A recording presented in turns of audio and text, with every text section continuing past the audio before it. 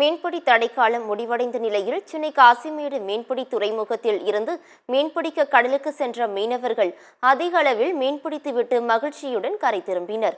அதிக விலைக்கு மீன்கள் ஏலத்தில் விற்பனையாகி இருப்பதாகவும் மீனவர்கள் தெரிவிக்கின்றனர். ஒரு 2 மாதமாக நாங்கள் ரொம்ப கஷ்டப்பட்டோம். இப்போ தான் போட்டு போகுது. இது மேல்பட்டு தான் எங்களுக்கு வருமானம் வரும். இது மேல்பட்டு ரொம்ப கஷ்டப்பட மாட்டோம் நாங்கள் நினைக்கிறோம். நாங்கள் நல்லா 10 ரூபா சம்பாதிப்போம், நல்லா இருப்போம். 2 மாதம் ஸ்ட்ரைக் விட்டாலே மீன் வளர்ச்சிலாம் அதிகமாக இருக்கும்மா, வருமானம் வரும். நாங்கள் 2 மாதமாக ரொம்ப கஷ்டப்பட்டோம். மீன் அவ்வளோவா கிடையாது, போட்டுங்களாம் ஸ்ட்ரைக்கு. அதனால் இப்போ தான் போட்டுங்களாம் போக ஆரம்பிச்சிருக்குது. ஸ்ட்ரைக் முடிஞ்சு போட்டுங்களாம் போக ஆரம்பிச்சிருக்குது. 1-2 போட்டு போய் வருது.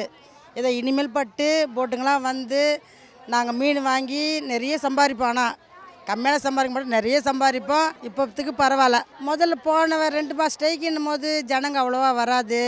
ஏன்னா வந்து மீன் வரைச்சல் கம்மி. அதனால் அங்கே இங்கே போயிடுவாங்க, மானவரம் சிந்தார்பட்டெலாம் போயிடுவாங்க. இங்கே அவ்வளோ மீனுங்கள்லாம் வராது.